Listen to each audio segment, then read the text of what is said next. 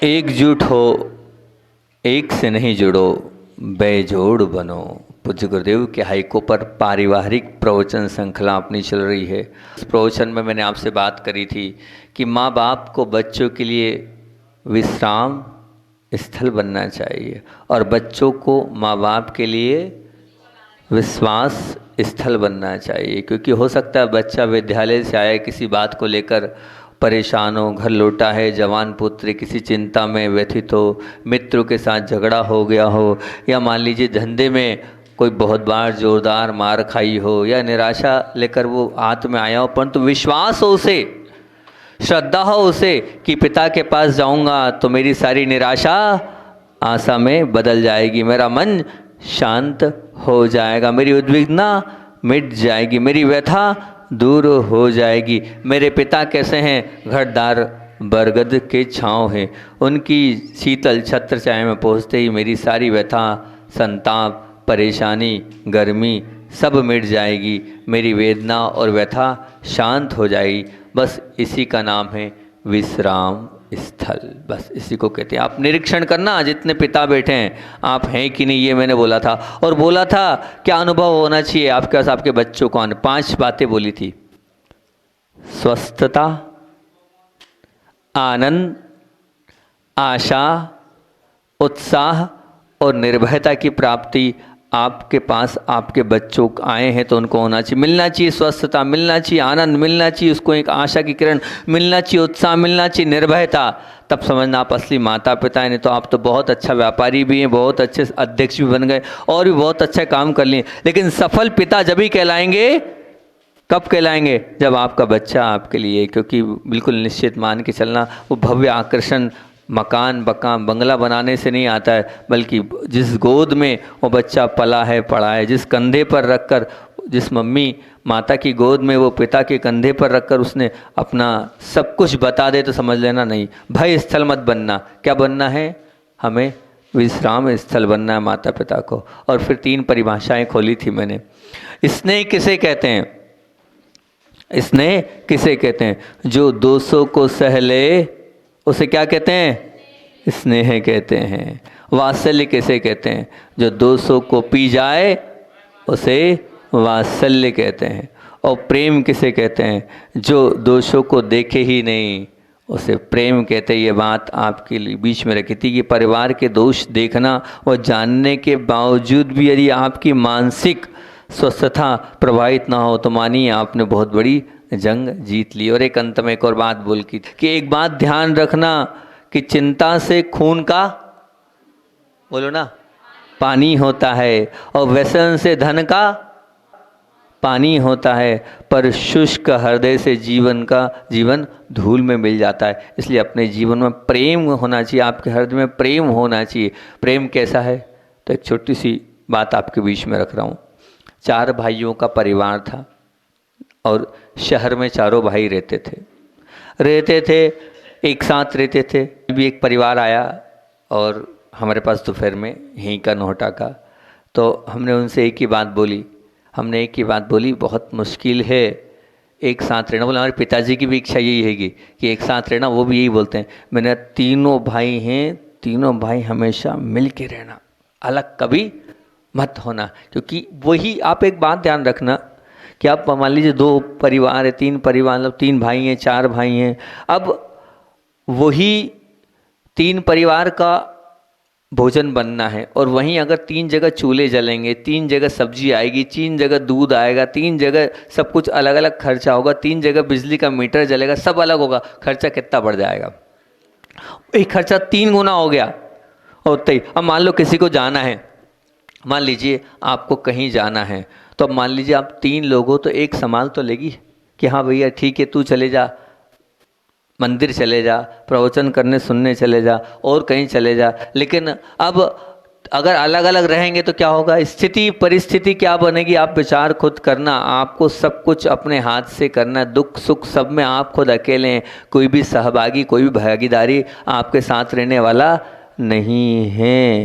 इसलिए ज्वाइंट को ज्वाइंट ही रखना, तोड़ना मत। जहाँ एकता होती है वहाँ अपने आप सब कुछ अच्छा होता चला जाता है, ये निश्चित मान के चलना। और सबसे बड़ी कमी बताऊँ, मैं तो ये बोलता हूँ यहाँ तो ठीक है बुंदेलखंड है, लेकिन बेंगलोर और पूना की स्थिति ऐसी है, जितने लोग हैं वो मंदिर में आने की पात्रता नहीं रखते हैं, मंदिर में घुसने की पात्रता नहीं है। संजय भाई क्यों नहीं है महाराज जी? वो जैन नहीं है। क्यों नहीं जैन?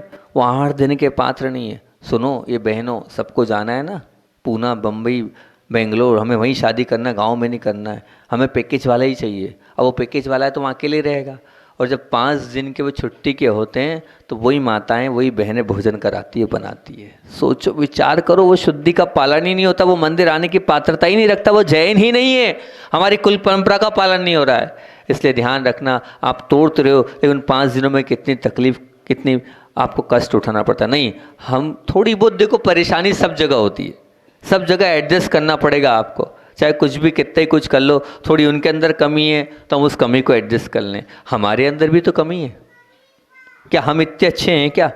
हम भी तो इतने अच्छे नहीं है, हमें भी तो कोई कमी है। जैसे हम, हमारी कमी सामने वाला एडजस्ट कर रहा है, हम भी उसकी सब कमियों को एडजस्ट करते चलें। तो जितनी बहनें हैं वो यही देखे, वो क्या देखे, शादी उस घर में हो जहाँ पर सामूहिक भोजन बनता हो, जहाँ पर पूरे लोग एक साथ मिलके रहते हो, ये बात। और लेकिन आजकल के माता पिताओं की इतनी मानसिकता खराब हो गई है, वो सोचते हैं अच्छा है मेरी बेटी अकेली रहे तो अच्छा है, ज़्यादा काम नहीं करना पड़ेगा उसको। अरे कहाँ, कैसी मानसिकता आपकी जा रही है कि भैया, अरे कोई साथ देने वाला नहीं है। ध्यान रखना, उन बड़े बड़े शहरों में, यहाँ पर अगर मान लो जो किसी को कुछ हो जाता है तो बताओ क्या होता है, वो हो जाता है तो पूरे लोग इकट्ठे हो जाते हैं। वहाँ एक बिल्डिंग में ऊपर और नीचे वाले को नहीं मालूम कि नीचे वाले को क्या हो गया है, ये ध्यान रखना। यहाँ तो पूरा हल्ला मच जाता है, पूरा गांव इकट्ठा हो जाता है। तो गांव ही होता है, लेकिन आजकल की बहनों की मानसिकता है हमें इंदौर जाना है, हमें नागपुर जाना है, हमें बेंगलोर जाना है, हमें बड़ी बड़ी वो मल्टी सिटियाँ दिखती है, उनको मेट्रो सिटियाँ दिखती हो। नहीं, ये गलत धारणा है, ध्यान रखना। वहाँ सुख नहीं है, वहाँ शांति नहीं है, वहाँ प्रेम नहीं है, वहाँ स्नेह नहीं है, वहाँ वात्सल्य नहीं मिलने वाला जो गाँवों में वात्सल्य मिलता है, जहाँ शुद्ध हवा है, शुद्ध भोजन है, शुद्ध पानी है। और तो और ये स्थिति बनती है कि बताएं, नोटा में 10,000 रुपये महीना भी अगर आप कमा रहे हो तो उसमें बचा लोगे, 10,000 भी कमा लोगे तो बचा लोगे। ना कोई गाड़ी का खर्चा है, ना कोई कपड़ों का खर्चा है। पर वहाँ रहोगे तो क्या होगा, 10,000 कहीं नहीं लगते, 10,000 टैक्सी में लग जाते हैं, 10,000 पेट्रोल का खर्चा होता है, 50-50 किलोमीटर आना जाना पड़ता है दर्शन करने, सब्जी लेने, वहाँ पर अपने को दुकान खोलना, दुकान पे जाना। ये लगता है आप 10,000 की कोई कीमत नहीं, और यहाँ 10,000 में बचा लोगे नोटा में आप, ये मान के चलना। आप वहाँ आपको दिन में 3 बार कपड़े वहाँ के स्टैंडर्ड से पहनने पड़ेंगे, क्योंकि सबको दिखाना है। कपड़े आप अपने लिए नहीं पहन रहे हो, सबको दिखाने के लिए उतने महंगे, अपने स्टैंडर्ड को मेंटेन करने इतने महंगे कपड़े पहन लें। और यहाँ चाहे जैसे में आ गए आप, कहीं कोई दिक्कत नहीं है, सब कुछ अच्छे से हो जाता है। हज़ारों लाखों का तो कपड़ों का, हज़ारों लाखों का तो मेकअप का खर्चा है शहरों में, सच बोल रहा हूँ मैं।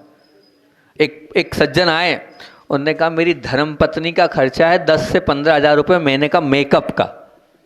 मैंने क्यों? बोले स्टैंडर्ड मेंटेन नहीं करेंगे तो महाराज कैसे चलेगा, सब पूरी उसमें रहते हैं, उसमें करना पड़ता है, इतना खर्चा है ही है, ये मान के चलना, इतना मेकअप का सामान मैं लाके देता हूँ।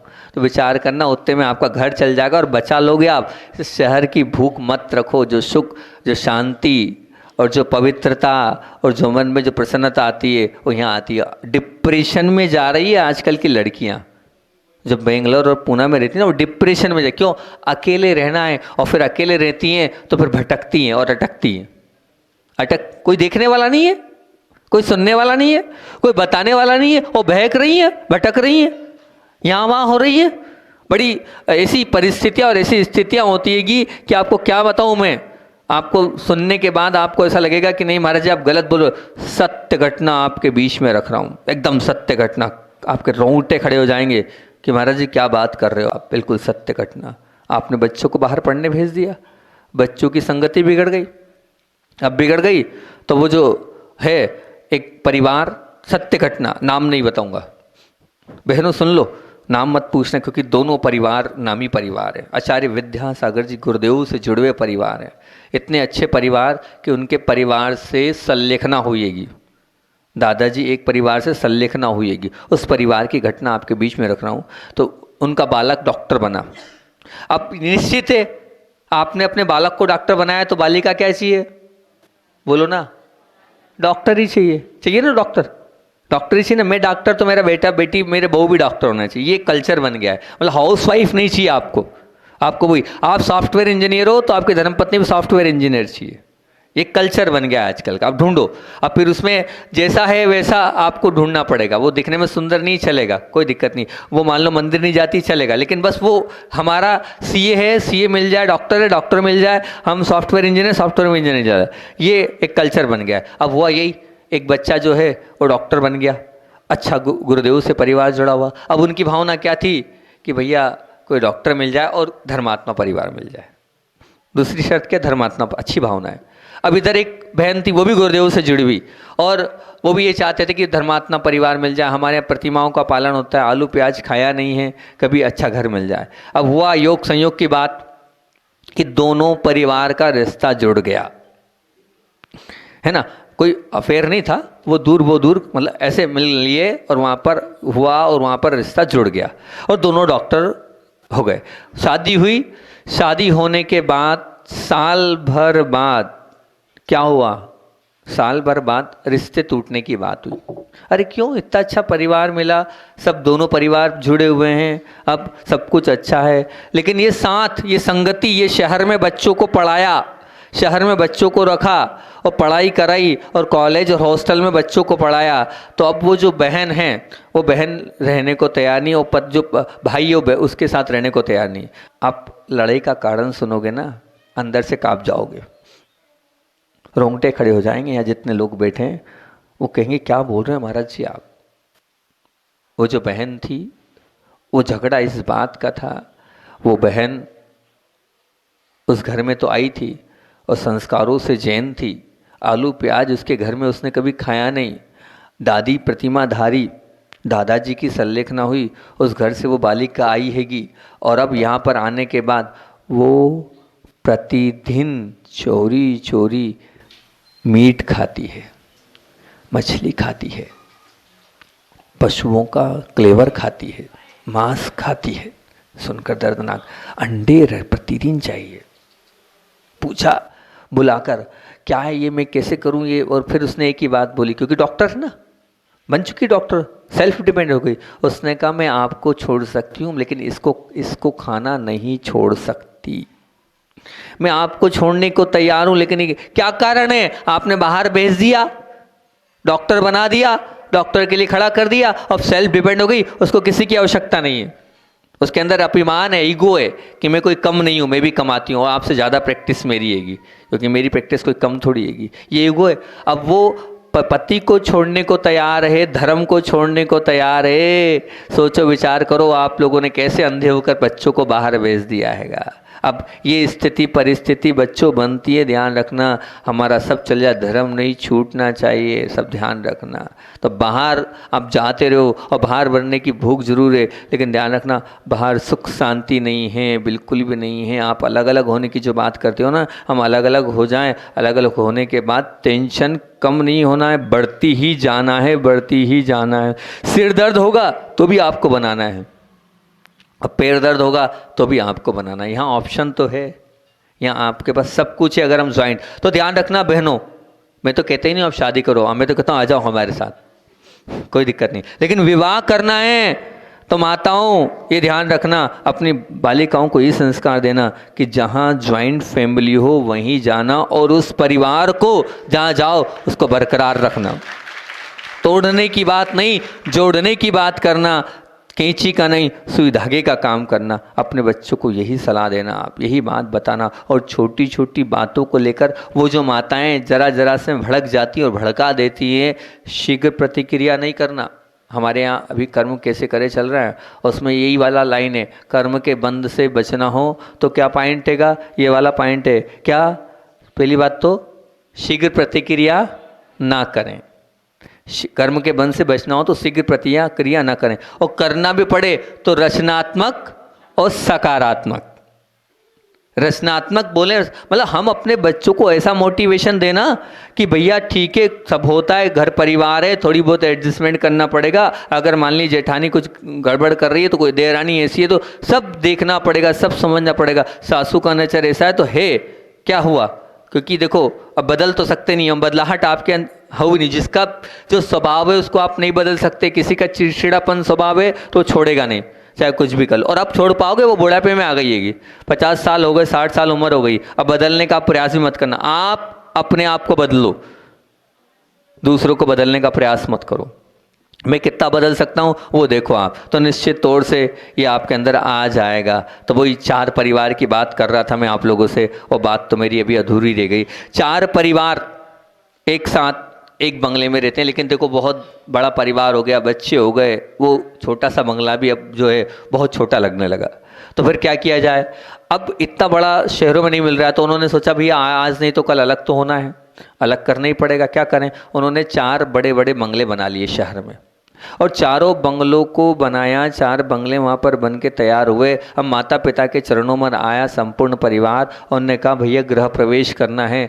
तो माता पिता ने एक ही बात बोली, ये जितने भी माता पिता है वो भी ऐसी बात बोलना चाहिए, तब कहीं जाके परिवार बन पाएगा। उन्होंने बोला बच्चों बहुत आप लोगों का बहुत प्रेम है, बहुत स्नेह है, बहुत अच्छी बात है, आप लोगों ने 4 बंगले ही बना लिए, लेकिन इतने साल से हम इस स्थान पर हैं, तो हम जैसे भी हैं हम यहीं हैं, हम आप लोगों से मिलने आ जाएंगे, आप चारों के चारों चले जाओ, लेकिन हम नहीं जाएंगे।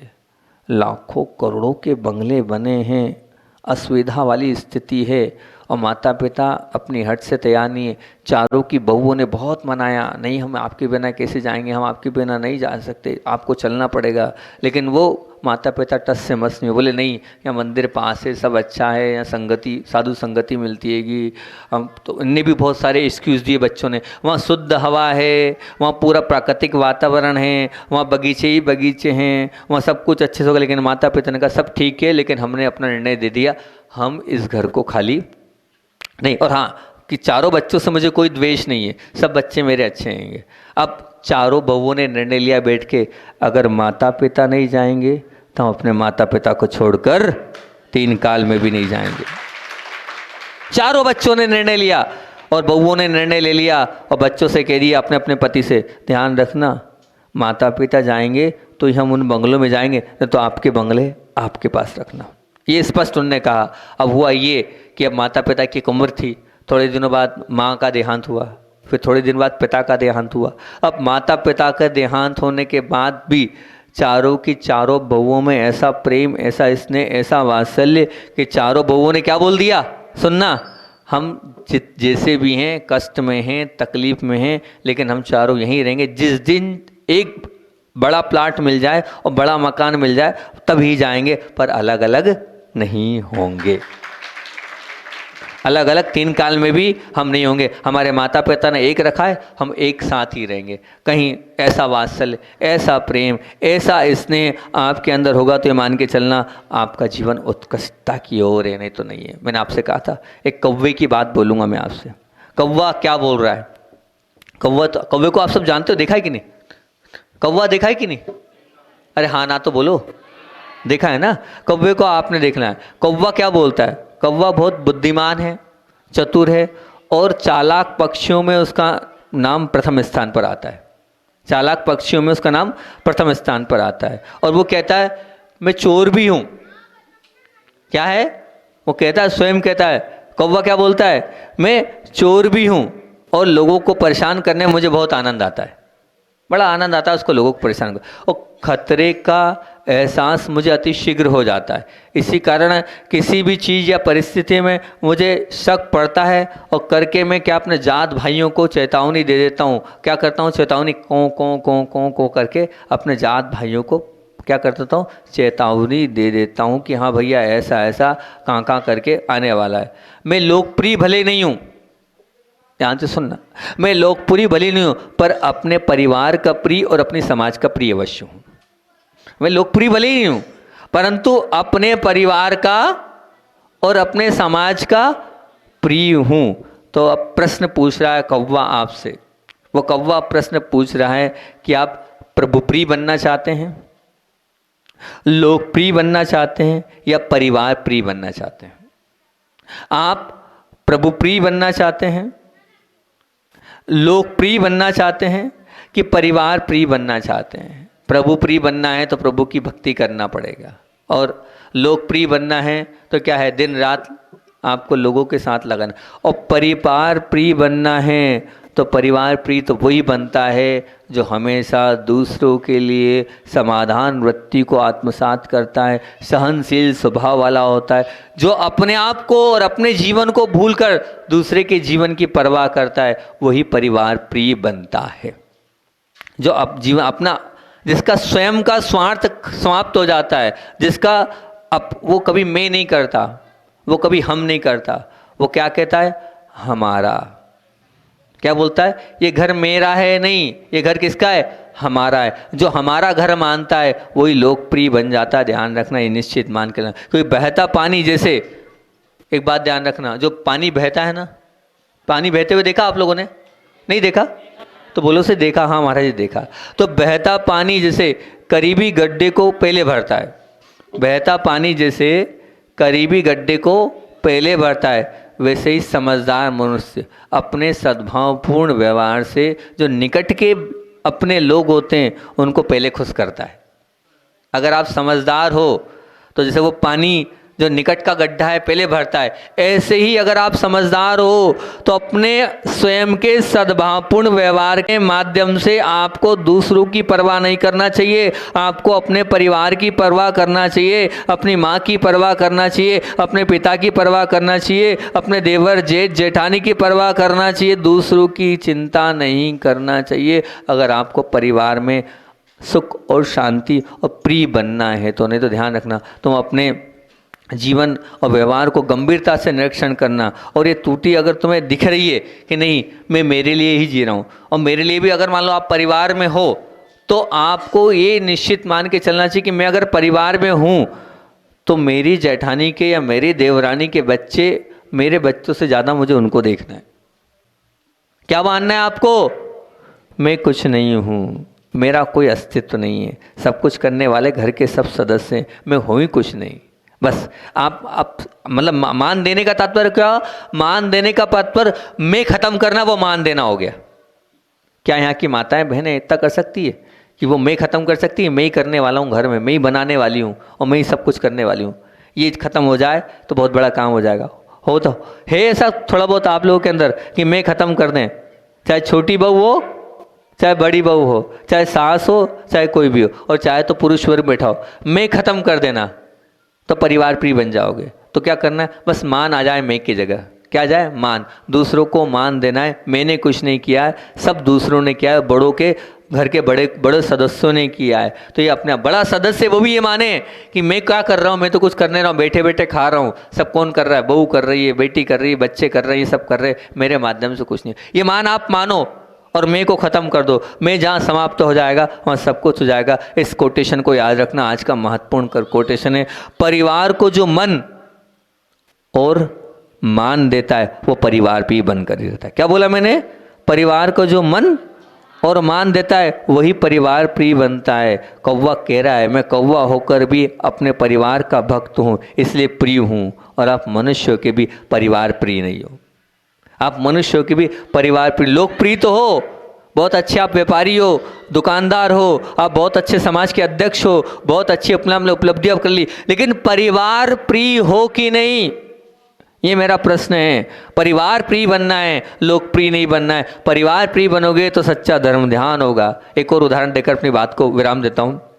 आपने उनको देखा होगा, किसको? कुत्ते को देखा आपने? कुत्ते को देखा आपने?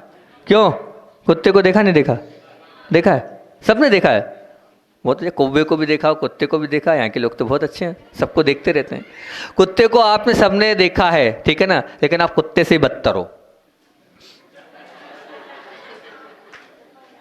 अरे महाराज कैसी गाली देते हो आप, तो सीधी सीधे गाली दे रहे हो। क्या करूं भैया, मैं जो देखता हूं वही बता रहा हूं, बिल्कुल सही बता रहा हूं। आप लोग हाउ भी कहोगे, कोई भी ना नहीं कहेगा, चाहे श्री का वो हाउ आप सब करोगे, अभी सब करोगे हाउ। कुत्ते से बदतर कैसे हैं? कुत्ते को देखा है, वो जिस घर में रहता है ना, उस घर वालों से उसकी दोस्ती होती है और बाहर वालों से उसकी दुश्मनी होती है। जिस घर में रहता है उस घर में रहने वालों से उसकी दोस्ती होती है और बाहर वालों से दुश्मनी होती है। और लेकिन आज का जो मनुष्य है वो घर वालों से दुश्मनी करता है और बाहर वालों से दोस्ती करता है। कुत्ते से बदतर हो कि नहीं आप कुत्ते से बदतर हो कि नहीं बताओ? वो कुत्ता अच्छा है कि घर वालों से दोस्ती करता है और बाहर वालों को भौंकता है, और आप क्या करते हो? वो घर वालों को भौंकते हो और दूसरे को बड़े प्यार और पुचकार से देखते हो। कुत्ते से बदतर हुए कि नहीं बता दो तो हाँ तो कर दो, हो ना? हाँ, कुत्ते से अच्छे बनो ये मैं चाहता हूँ। कुत्ता अच्छी सलाह दे रहा है, घर वालों के लिए समर्पित है। आप भी घर वालों के लिए समर्पित बनोगे तो निश्चित बहुत अच्छी बात आ जाएगी। अब और आगे भी ये प्रवचन श्रृंखला का एक और प्रवचन अभी और रख करके इस प्रवचन श्रृंखला को निश्चित विराम देना है। इस प्रवचन श्रृंखला को विराम दे देंगे। मैं बापों पिताओं के विषय में बात करूँगा कि पिता की क्या कैसी जिम्मेदारी होती है और वो क्या कर रहे हैं, वो किस प्रकार से कर रहे हैं, उसकी बात पिताओं की बात और प्रवचन में अपनी रख दूंगा। तो सब पिता लोग बिल्कुल एकदम कॉलर सीधी करके आना कि हाँ महाराज जी क्या बताने वाले हैं, क्या जिम्मेदारियों को बताने वाले हैं। आज तो आचार्य भगवान का संस्मरण सुनाकर अपनी बात को विराम देता हूँ। क्या पश्चाताप करना ही प्रायश्चित है। गुरुदेव बोलते हैं पश्चाताप करना ही प्रायश्चित है। भूल को भूल मानना ये तो सच्चाई स्वीकार करना और सुधार करने का एक सबसे श्रेष्ठ पहलू है। लेकिन आज व्यक्ति अपनी भूल को स्वीकार नहीं करता है और झुटलाना भी चाहता है और अगर होता है तो उस बुराई का वो बहुत जल्दी अनुकरण करने लगता है। अच्छाई को वो जल्दी स्वीकार नहीं करता है, क्योंकि क्या होता है वो उसकी सबसे बड़ी कमजोरी है, वो भूल स्वीकार नहीं करता है। आचार्य श्री की विशेषता ऐसी है कि साधक जब कहीं गलती करता है तो उसकी गलती का एहसास भी कराते हैं और सुधार के लिए प्रेरित भी करते हैं।